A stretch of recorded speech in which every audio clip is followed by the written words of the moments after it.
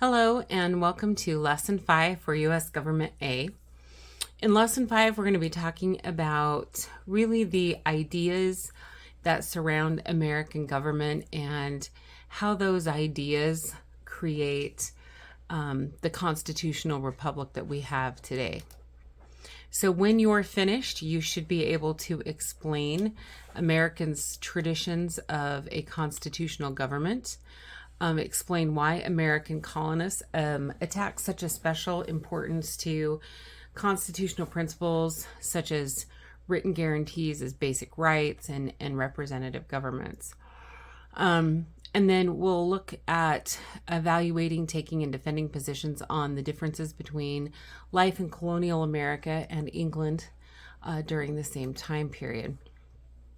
So when we look at colonial settlement, we see that England is a very powerful country at the time, really the world power, and it wants to develop a profitable maritime empire. And so they've got to find a way to get settlers interested in going to America. And so they begin to offer incentives. And some of those incentives were royal proprietorships. And proprietors were usually friends of the king. And they were offered these as a way to come to America and kind of get a new start. So they had to find ways to recruit settlers to come to their province or colony that they were given by the crown. And so 11 of the 13 colonies were founded as proprietorships. William Penn was a proprietor, and of course he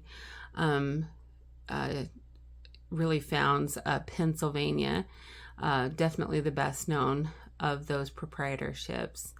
And then they could also have joint stock companies. These were essentially business ventures, and they were given areas along the East Coast, but they needed enough people to actually start a colony.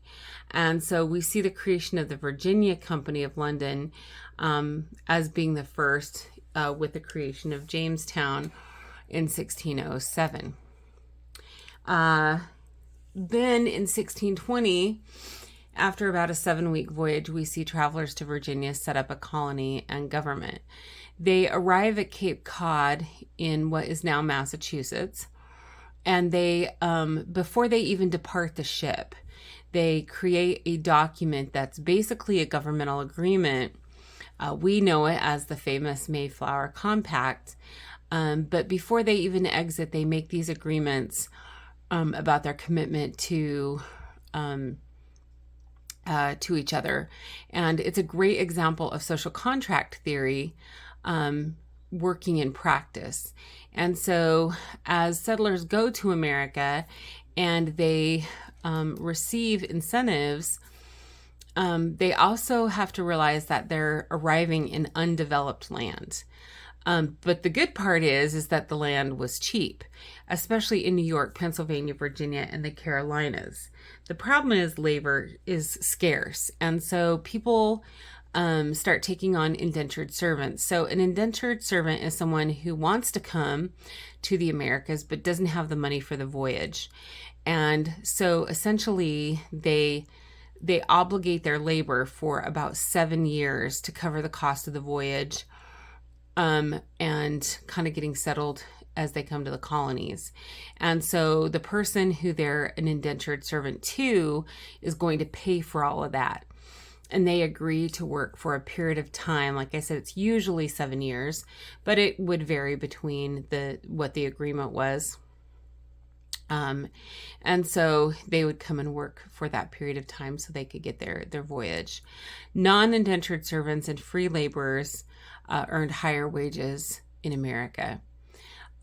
People were able to achieve prosperity. Obviously, some failed, just like sometimes people nowadays achieve prosperity and others fail. Colonists did not carry over land laws from Britain, so that was something that was different. Wealth and family name did not mean very much in the Americas. People had to work to survive, and so it was very important that people come with a strong work ethic. Working to improve one's lot in life became very much a fundamental American value. And we see that in the lives of people like Benjamin Franklin, Thomas Paine, Alexander Hamilton, their philosophical and governmental opinions, but also circumstances that impacted their lives. And so it became this idea of self-sufficiency became very important in America, and really an expectation that people would provide for themselves and or their families. Rights in the colonies, one of the things that were often done there were that they wrote charters. So what is a charter? Well, a charter is a written document from a government or ruler that grants certain rights. And if you look at, for example, in the Virginia Declaration of Rights, they have a lot of liberties and rights, immunities, as if they were living in or born in Britain. And they refer to those as rights of an Englishman.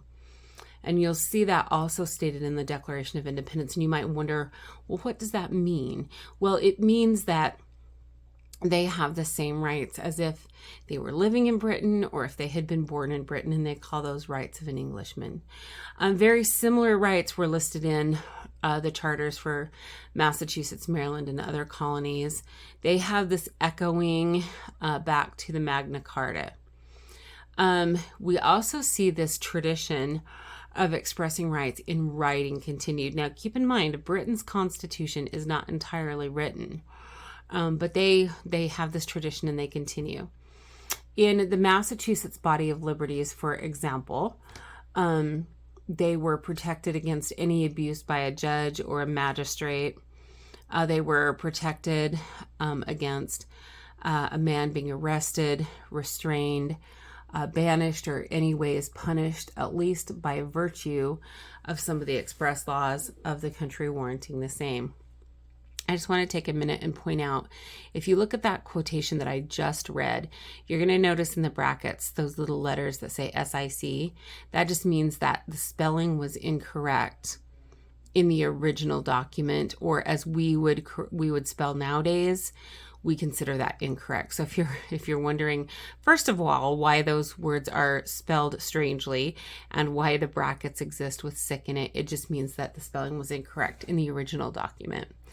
And then we also see the Bill of Rights when we're looking at these charters.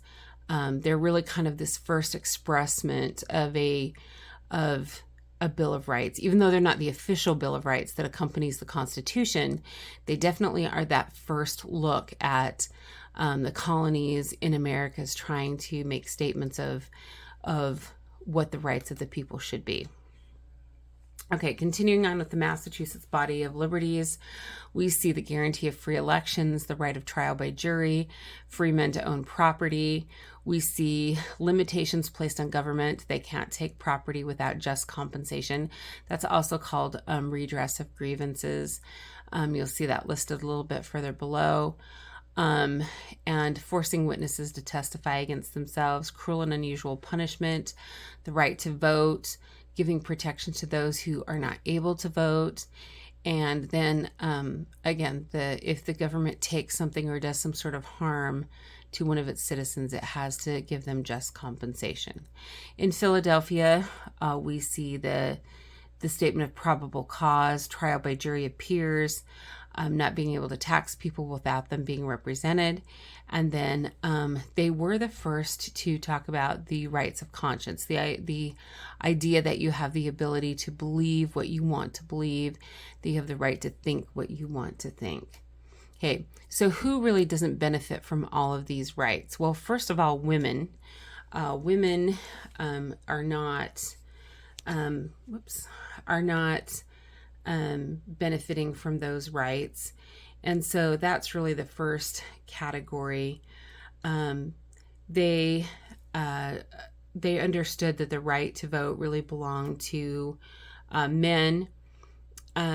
They had very few political rights, and in a lot of places they could not own their own property. Most of their legal entity belonged to the husbands. that's not unusual simply because they were seen as a single entity, okay? Meaning just like today in some regards, men and women are, if they're married and they filed like a tax return jointly, they're seen as a single entity. And so that's the idea that husband and wife are one person, and the legal existence of one or the other is suspended during marriage. But that still means that they were not able to vote or own property. Immigrants also struggled. A half to a third were indentured servants. And indentured servants had a low status that was very close to slaves until their indenture ended. Native Americans were treated as foreign entities. And that's really, even when you get into the Constitution, you see that they're considered a foreign entity. Slaves were denied basic human rights. And by 1760, 20% of the population were African American slaves. So they definitely did not benefit from those rights.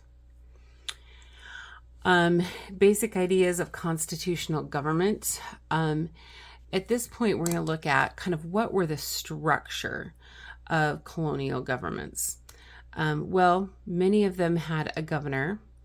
They could also have a council of 3 to 30 landowners, and they were basically advisors to the governor. They might have actually had judicial roles as well.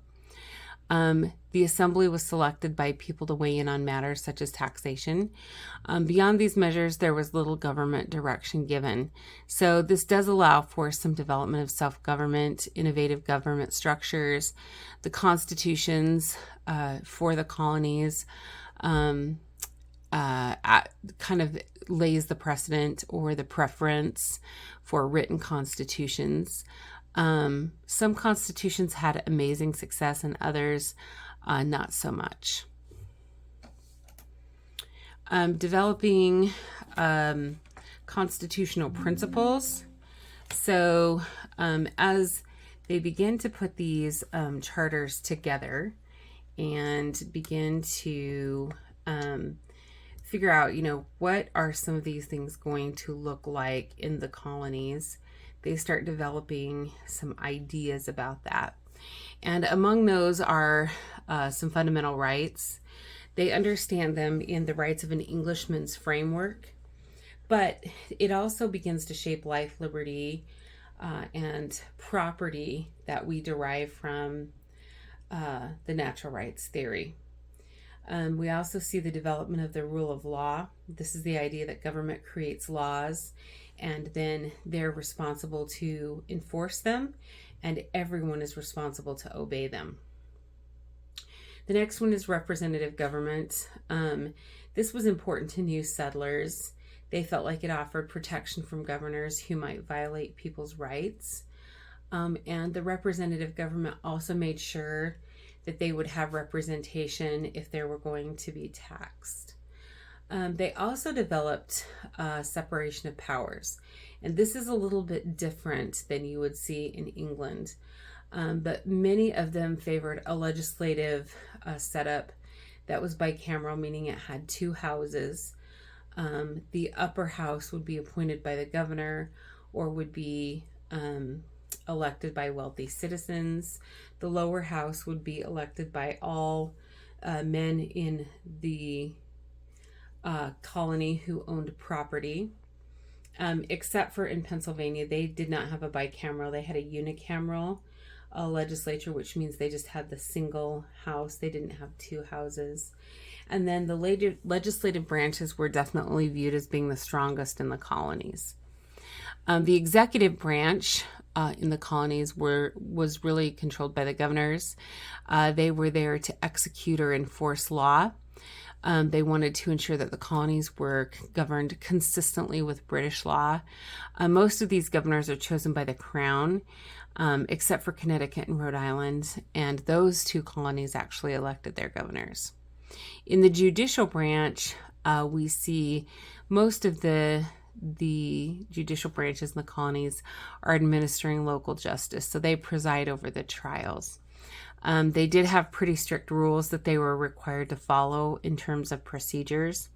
And some colonies created a two-tiered system where you could have, the first layer where they had their trial, and then if one of the parties felt like the ruling was not favorable, they had the option of appealing the decision. Colonies were a lot more representative than Britain. They felt like they were entitled to life, liberty, and property. It depended on property ownership and defense of property. The government was supposed to protect private property, and this is why they link property to voting or suffrage, is because they felt like private property rights were very important. So what was the property requirement? Well, about 50 acres, but keep in mind land was very easy to acquire at that point. So while 50 acres seems like a great deal of land to us, it likely was not as large of a commitment or cost requirement that it would be today. And then the voting base was much larger than in England. So the ability to vote, even though we look backwards and we say, well, they excluded these groups, that seems unfair. Not disputing that. I'm just saying that comparatively speaking, at the time, they allowed a lot of people to vote that in other countries would have been forbidden. So even though it looks like it's very limited to us, from their perspective, comparatively speaking, they allowed a lot of people to vote. And then competitions for office. We see the choice of candidates that they would allow people to run for office. They did serve shorter terms in office compared to Parliament, and then they were required to live in the district that they represented. This is different than Britain because they actually knew very few of their constituents. They often lived in areas that their constituents did not. That concludes Lesson 5. Once again, if you have any questions, please don't hesitate to stop in my classroom or send me an email.